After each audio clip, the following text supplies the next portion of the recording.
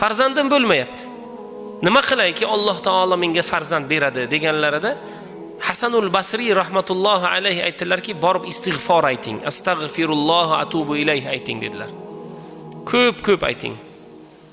Bir odam keldi, ey Rasululloh sallallohu alayhi va sallamning fazilatli qilgan insonlari, ey Hasanul Basri. Men kambag'alchilikdan qiynalyapman dedi.